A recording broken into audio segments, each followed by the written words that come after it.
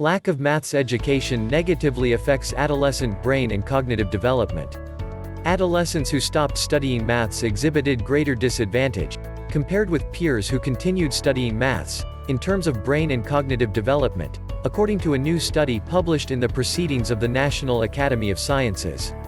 133 students between the ages of 14 to 18 took part in an experiment run by researchers from the Department of Experimental Psychology at the University of Oxford. Unlike the majority of countries worldwide, in the UK 16-year-old students can decide to stop their maths education. This situation allowed the team to examine whether this specific lack of maths education in students coming from a similar environment could impact brain development and cognition. The study found that students who didn't study maths had a lower amount of a crucial chemical for brain plasticity, gamma-aminobutyric acid, in a key brain region involved in many important cognitive functions, including reasoning, problem-solving, maths, memory and learning. Based on the amount of brain chemical found in each student, researchers were able to discriminate between adolescents who studied or did not study maths, independent of their cognitive abilities. Moreover, the amount of this brain chemical successfully predicted changes in mathematical attainment score around 19 months later.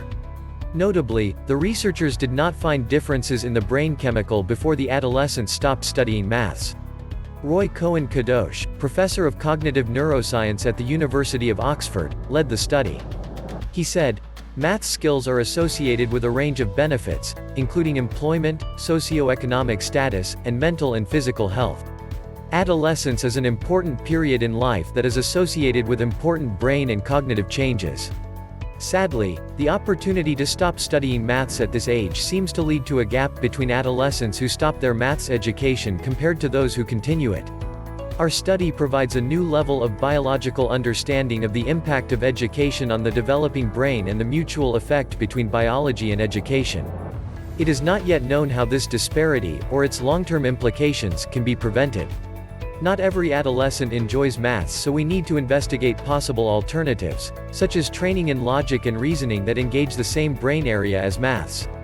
Professor Cohen-Kadosh added, "While we started this line of research before COVID-19, I also wonder how the reduced access to education in general, and maths in particular, or lack of it due to the pandemic, impacts the brain and cognitive development of children and adolescents.